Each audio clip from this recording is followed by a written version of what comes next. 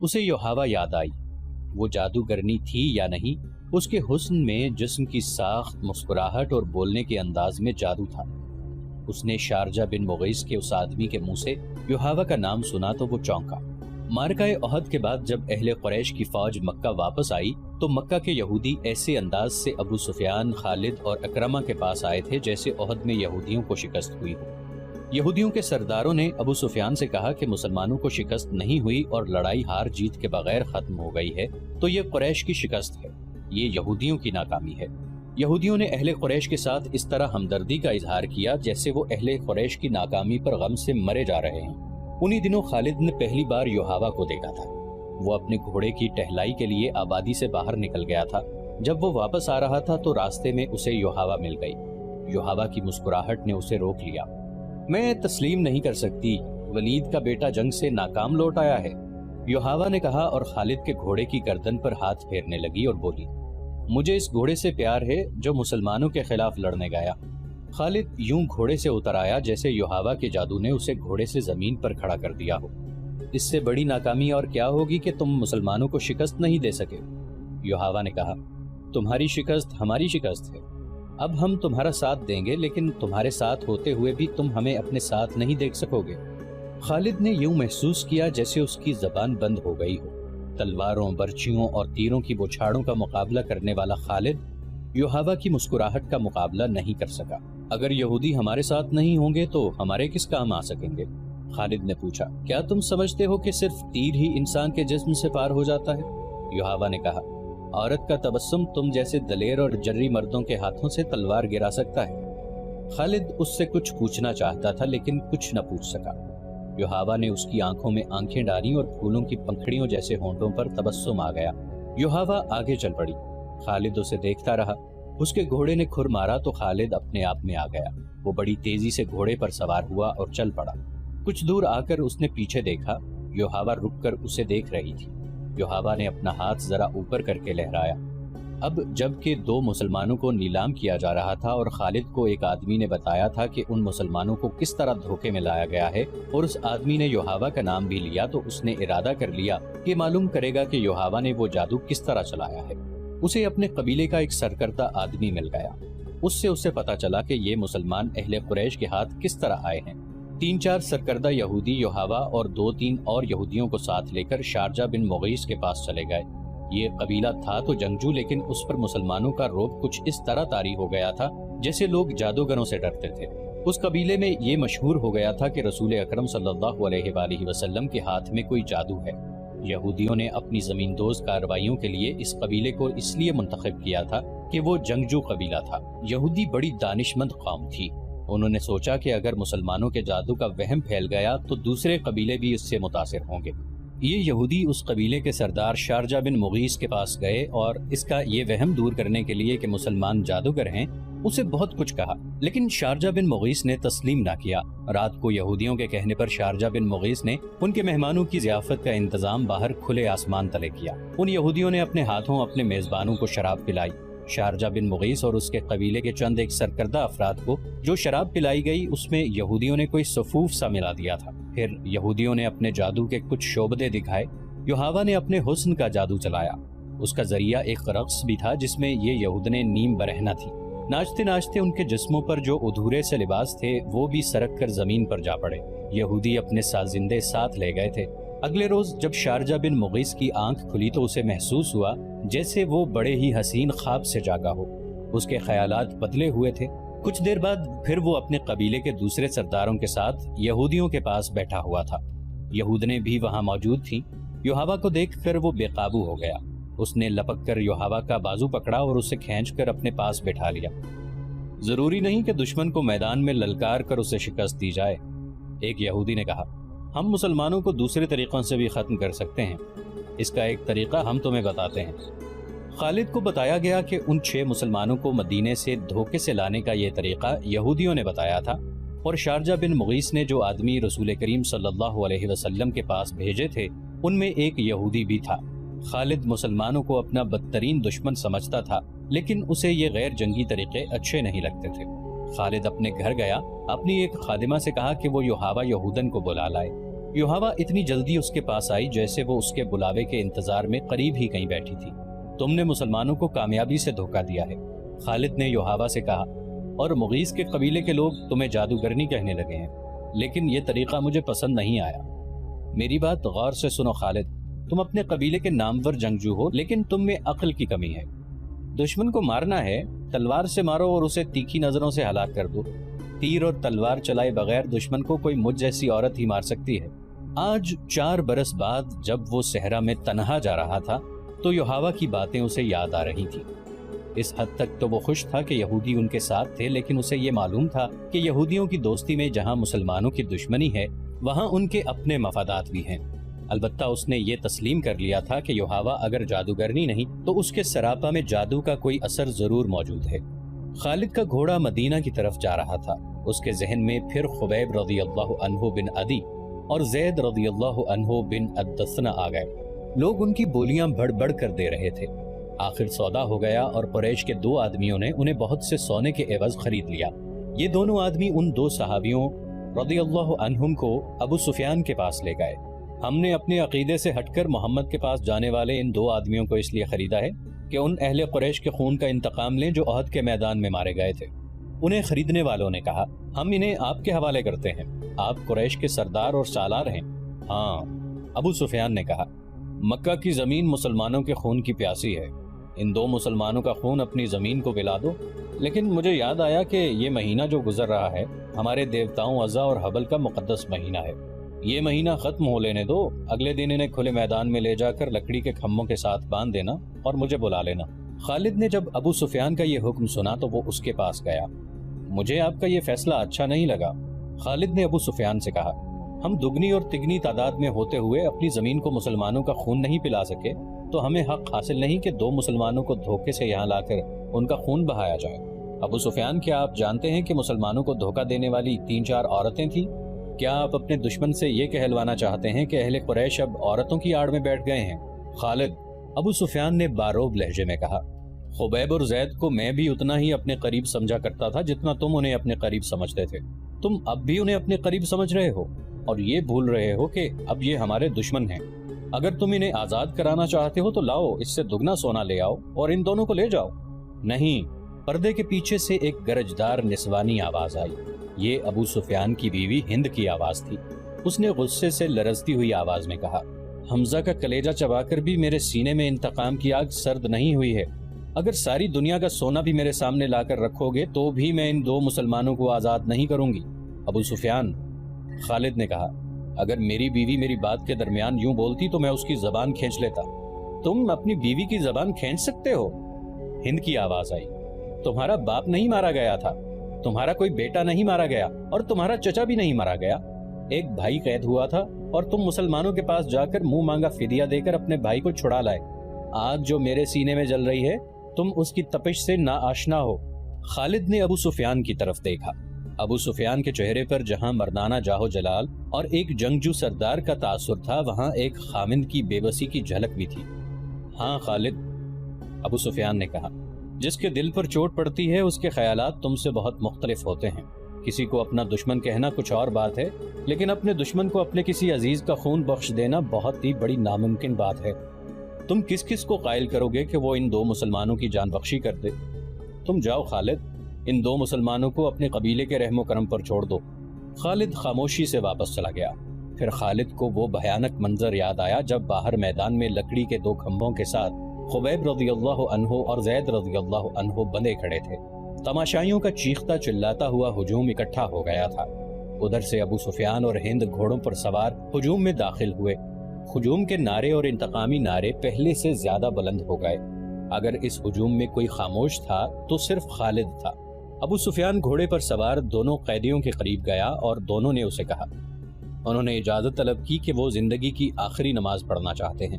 ابو سفیان نے انہیں اجازت دے دی۔ خالد اب مدینہ کی طرف جا رہا تھا۔ اسے جب وہ منظر یاد آیا کہ دونوں قیدیوں کے ہاتھ کھول دیے گئے اور وہ قبلہ رو ہو کر نماز پڑھنے لگے۔ خالد پر اس وقت جو اثر ہوا تھا وہ اب 4 برس بعد اس کی ذات سے ابھر آیا۔ گھوڑے کی پیٹھ پر بیٹھے بیٹھے خالد کا سر جھک گیا۔ خبیب رضی اللہ عنہ بن عدی اور زید رضی اللہ عنہ بن دثنہ ہجوم کی چیخ و پکار سے لا تعلق اپنی موت سے بے پرواہ خدا کے حضور رکوع و سجود میں محو تھے۔ انہوں نے نہایت اطمینان سے نماز پڑھی، دعا کے لیے ہاتھ اٹھائے۔ کوئی نہیں بتا سکتا، تاریخ بھی خاموش ہے کہ انہوں نے خدا سے کیا دعا مانگی۔ انہوں نے خدا سے یہ نہیں کہا ہوگا کہ دشمن انہیں آزاد کر دے۔ وہ اٹھے اور خود ہی لکڑی کے کھمبوں کے ساتھ پیٹھیں لگا کر کھڑے ہو گئے۔ او بدقسمت انسانوں، ابو سفیان نے بڑی بلند آواز سے خبیب رضی اللہ عنہ اور زید رضی اللہ عنہ سے کہا، تمہاری قسمت اور زندگی میرے ہاتھ میں ہے۔ اپنی زبانوں سے کہہ دو کہ ہم اسلام کو ترک کرتے ہیں اور اب ہم اہل قریش میں سے ہیں اور 360 بتوں کو برحق مانتے ہیں۔ یہ اعلان کر دو اور اپنی زندگیاں مجھ سے واپس لے لو، اگر نہیں تو موت کو گلے لگاؤ۔ یہ بھی سوچ لو کہ تمہاری موت سہل نہیں ہوگی، اے باطل کے پجاری ابو سفیان۔ زید رضی اللہ عنہ کی آواز گونجی، ہم لعنت بھیجتے ہیں پتھر کے ان بتوں پر جو اپنے اوپر بیٹھی ہوئی مکھی کو بھی نہیں اڑا سکتے۔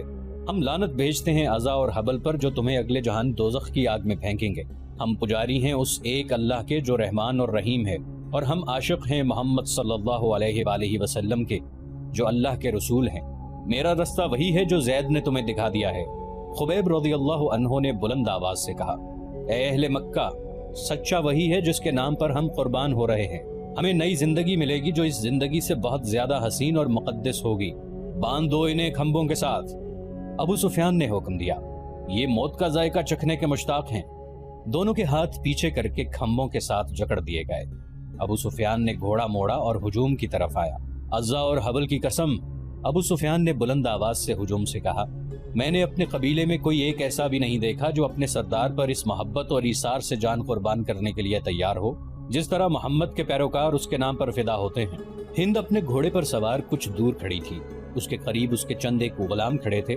ایک غلام نے اپنے آقاؤں کو خوش کرنے کے لیے جوش کا ایسا مظاہرہ کیا کہ برچھی تان کر دونوں قیدیوں کی طرف کسی کے حکم کے بغیر بڑی تیزی سے دوڑا اور کھمبے سے بندھے زید کے سینے پر برچھی کا اتنا زوردار وار کیا کہ برچھی کی انی زید کی پیٹھ سے باہر نکل گئی۔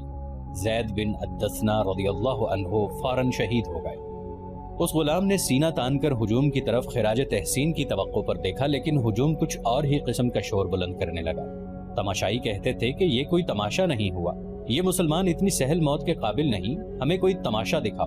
قتل کر دو اس غلام کو جس نے ایک مسلمان پر اتنا رحم کیا ہے کہ اسے اتنی جلدی مار ڈالا۔ ہند نے دبی آواز میں کہا۔ کئی آدمی تلواریں اور برچیاں لہراتے اس غلام کی طرف دوڑے، لیکن بہت سے آدمی دوڑ کر ان آدمیوں اور غلام کے درمیان آ گئے۔ خبردار، پیچھے کھڑے رہو، ایک آدمی نے جو گھوڑے پر سوار تھا للکار کر کہا۔ عربی خون اتنا بزدل نہیں کہ دو آدمیوں کو باندھ کر مارنے کے لیے قریش کا پورا قبیلہ اکٹھا ہو گیا ہے۔ خدا کی قسم، ابو سفیان کی جگہ اگر میں ہوتا تو ان دونوں آدمیوں کو آزاد کر دیتا۔ یہ ہمارا خون ہے اور ہمارے مہمان ہیں، ہم ان سے میدان جنگ میں لڑیں گے۔ یہ خالد تھا۔ یہ ٹھیک کہتا ہے۔ ہجوم میں سے کئی آوازیں سنائی دیں۔ دشمن کو باندھ کر مارنا عرب کی روایت کے خلاف ہے۔ تماشائیوں کے ہجوم میں سے بے شمار آوازیں ایسی سنائی دے رہی تھیں جو کہتی تھیں کہ ہم تماشا دیکھیں گے، ہم دشمن کو اس طرح ماریں گے کہ وہ مر مر کے جیے۔ تھوڑی دیر بعد تماشائیوں کا ہجوم دو حصوں میں بٹ گیا کہ ایک گروہ خبیب رضی اللہ عنہ کے قتل کے خلاف تھا، اسے وہ عرب کی روایتی بہادری کے منافی سمجھتا تھا، اور دوسرا گروہ خبیب رضی اللہ عنہ کو تڑپا تڑپا کے مارنے کے نعرے لگا رہا تھا۔ خالد نے جب اہل مکہ کو اور دور دور سے آئے ہوئے تماشائیوں کو اس طرح ایک دوسرے کے خلاف نعرے لگاتے دیکھا تو وہ دوڑتا ہوا ابو سفیان تک گیا۔ دیکھ لیا ابو سفیان؟ خالد نے کہا۔ دیکھ لیں، یہاں میرے کتنے حامی ہیں، ایک کو مار دیا ہے، دوسرے کو چھوڑ دیں ورنہ اہل قریش آپس میں ٹکرا جائیں گے۔ ہند نے خالد کو ابو سفیان کے پاس کھڑے دیکھا تو وہ سمجھ گئی کہ خالد بھی خبیب رضی اللہ عنہ کی رہائی کا حامی ہے۔ ہند نے گھوڑے کو ایڑ لگائی اور ان دونوں کے پاس جا پہنچی۔ خالد، ہند نے سخت بپھری ہوئی آواز میں کہا، میں جانتی ہوں تم کیا چاہتے ہو۔ کیا تم ابو سفیان کو اپنا سردار نہیں مانتے؟ اگر نہیں تو یہاں سے چلے جاؤ، میں نے جو سوچا ہے وہ ہو کر رہے گا۔ خالد، ابو سفیان نے کہا، اگر تم سمجھتے ہو کہ میرا حکم اور میرے ارادے صحیح نہیں تو بھی مجھے ان پر عمل کرنے دو۔ اگر میں نے اپنا حکم واپس لے لیا تو یہ میری کمزوری ہوگی، پھر لوگ میرے ہر حکم پر یہ توقع رکھیں گے کہ میں اپنا حکم واپس لے لوں۔ خالد کو آج مدینہ کے راستے میں یاد آ رہا تھا اور اسے افسوس ہو رہا تھا کہ اس نے ابو سفیان کا حکم مان لیا تھا۔ خالد کی خوبیوں میں سے سب سے بڑی خوبی نظم و نسق اور اپنے سردار کی اطاعت تھی۔ اس نے اپنے سینے پر پتھر رکھ کر صرف اس لیے ابو سفیان کا حکم مان لیا تھا کہ اہل قریش میں حکم عدولی کی روایت قائم نہ ہو۔ اے اہل مکہ، ابو سفیان نے دو گروہوں میں بٹے ہوئے تماشائیوں سے بلند آواز میں کہا، اگر آج یہاں 2 مسلمانوں کے قتل پر ہم یوں بٹ گئے تو ہم میدان جنگ میں بھی کسی نہ کسی مسئلے پر بٹ جائیں گے اور فتح تمہارے دشمن کی ہوگی۔ اگر اپنے سردار کی اطاعت سے یوں انحراف کرو گے تو تمہارا انجام بہت برا ہوگا۔ ہجوم کا شور و غوغا کم ہو گیا، لیکن خالد نے دیکھا کہ اہل مکہ کے کئی ایک سرداروں کے چہروں پر نفرت کے آثار تھے اور وہ یہ نفرت کے آثار لیے واپس گھروں کو جا رہے تھے۔ انہیں دیکھ کر بہت سے لوگ جو تماشا دیکھنے آئے تھے واپس چلے گئے۔ خالد وہاں نہیں رکنا چاہتا تھا، لیکن وہ خطرہ محسوس کر رہا تھا کہ دونوں گروہ آپس میں ٹکرا جائیں گے۔ اس کے اپنے قبیلے کے زیادہ تر لوگ تماشائیوں میں موجود تھے، وہ کم از کم اپنے قبیلے کو اپنے قابو میں رکھ سکتا تھا۔ ہند نے تماشے کا پورا انتظام کر رکھا تھا۔ اس کے اشارے پر 40 کمسن لڑکے جن کے ہاتھوں میں برچیاں تھیں دوڑتے اور چیختے چلاتے ہوئے تماشائیوں میں سے نکلے اور خبیب رضی اللہ عنہ کے ارد گرد ناچنے اور چیخنے چلانے لگے۔ 2-4 لڑکے برچیاں تانے ہوئے خبیب رضی اللہ عنہ تک جاتے اور دوڑ کر خبیب رضی اللہ عنہ پر وار کرتے تھے، لیکن خبیب رضی اللہ عنہ کو گزند پہنچائے بغیر ہاتھ روک لیتے۔ خبیب رضی اللہ عنہ بدکتے اور نعرہ لگاتے، میرا خدا سچا ہے اور محمد صلی اللہ علیہ وآلہ وسلم خدا کے رسول ہیں۔ چند اور لڑکے اس طرح برچیاں تان کر ان پر ہلہ بولتے جیسے خبیب رضی اللہ عنہ کے جسم کو چھلنی کر دیں گے، لیکن وار کر کے وار روک لیتے۔ خبیب رضی اللہ عنہ کے بدکنے پر تماشائیوں کا ہجوم داد و تحسین کے نعرے اور قہقہے لگاتا۔ لڑکوں کا یہ کھیل کچھ دیر جاری رہا۔ اس کے بعد لڑکوں نے یہ طریقہ اختیار کیا کہ برچھی کا وار بڑی زور سے کرتے، لیکن خبیب رضی اللہ عنہ کے جسم پر اتنا سا وار لگتا کہ برچھیوں کی انیاں کھال میں ذرا سی اتر کر پیچھے جاتی۔ بہت دیر تک یہی کھیل چلتا رہا۔ تماشائی داد و تحسین کے نعرے اور خبیب رضی اللہ عنہ اللہ اکبر اور محمد الرسول اللہ صلی اللہ علیہ وآلہ وسلم کے نعرے بلند کرتے رہے۔ خبیب رضی اللہ عنہ کے کپڑے خون سے لال ہو چکے تھے۔ ابو جہل کا بیٹا اکرمہ ہاتھ میں برچھی لیے ان لڑکوں کے پاس جا پہنچا اور انہیں ہدایات جاری کرنے لگا۔ لڑکے اب اپنی برچیاں خبیب رضی اللہ عنہ کے جسم میں چبھو رہے تھے۔ وہ گول دائرے میں گھومتے اور ناچتے تھے۔ خبیب رضی اللہ عنہ کے جسم کا کوئی بھی حصہ ایسا نہ رہا جہاں برچھی نہ چبھی ہو اور وہاں سے خون نہ ٹپک رہا ہو۔ ان کے چہرے پر بھی برچیاں ماری گئیں۔ جب بہت دیر گزر گئی اور لڑکے ناچ ناچ کر اور برچیاں چبھو چبھو کر تھک گئے تو اکرمہ نے لڑکوں کو وہاں سے ہٹا لیا۔ خبیب رضی اللہ عنہ خون میں نہائے ہوئے تھے اور ابھی زندہ تھے اور ہر طرف دیکھ رہے تھے۔ ان کے نعروں میں کمی نہیں آئی تھی۔ اکرمہ ان کے سامنے کھڑا ہو گیا اور برچھی تان کر خبیب رضی اللہ عنہ کے سینے میں اتنی زور سے ماری کہ فاصلہ کم ہونے کی وجہ سے برچھی خبیب رضی اللہ عنہ کے جسم سے پار ہو گئے۔ خبیب رضی اللہ عنہ شہید ہو گئے۔ ان کی لاشیں یہیں بنی رہنے دو۔ ہند کی گرجدار آواز سنائی تھی، اب کئی دن ان کی لاشوں کے گلنے سڑنے کا تماشا دیکھتے رہو۔ یہ واقعہ جولائی 625 عیسوی کا تھا جو خالد کو یاد آ رہا تھا۔ اس نے اپنے دل میں درد کی ٹیسیں محسوس کی۔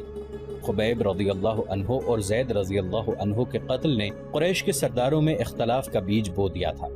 جس طرح ان 2 مسلمانوں نے آخری وقت نماز پڑھی اور اسلام سے نکل آنے پر موت کو ترجیح دی تھی، اس نے قریش کے کئی سرداروں پر گہرا اثر چھوڑا تھا۔ خود خالد نے اگر اسلام کی نہیں تو خبیب اور زید رضی اللہ عنہم کی دل ہی دل میں بہت تعریف کی تھی۔ ابو سفیان اور اس کی بیوی ہند کے خلاف اس کے دل میں ناپسندیدگی پیدا ہو گئی تھی۔ جنگجوؤں کا شیوا نہیں تھا۔ اس نے اپنے آپ سے کہا، یہ جنگجوؤں کو زیب نہیں دیتا۔ ایک روز وہ ان سرداروں کی محفل میں بیٹھا ہوا تھا جو رسول خدا صلی اللہ علیہ وسلم کے ان 2 اصحاب کے قتل کے خلاف تھے۔ کیا تم سب جانتے ہو کہ مارے جانے والے یہی 2 نہیں بلکہ 6 مسلمان تھے؟ خالد نے جواب دیا۔ ہاں، ایک نے جواب دیا، یہ شارجہ بن مغیث کا کام ہے۔ وہ ان 6 مسلمانوں کو دھوکے سے پھندے میں لایا تھا اور اس کے پیچھے مکہ کے یہودیوں کا دماغ کام کر رہا ہے۔ خالد نے کہا، اور اس میں یوحاوا یہودن نے 2-3 اور یہودی لڑکیاں ساتھ لے جا کر اپنے اور ان کے حسن کا جادو چلایا۔ یوحاوا جادوگرنی ہے۔ ایک سردار نے کہا، بھائی کو بھائی کے ہاتھوں ذبح کرا سکتی ہے، کیا یہ خطرہ نہیں کہ یہودی ہمیں بھی ایک دوسرے کا دشمن بنا دیں گے؟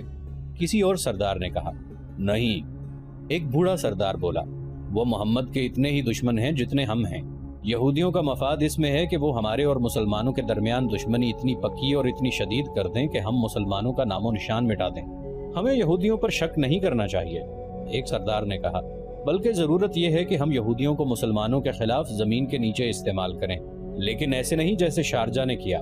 خالد نے کہا، اور ایسے بھی نہیں جیسے ابو سفیان اور اس کی بیوی نے کیا۔ کیا تم سب جانتے ہو کہ یوحاوا مکہ کے چند ایک یہودیوں کے ساتھ مدینہ چلی گئی ہے؟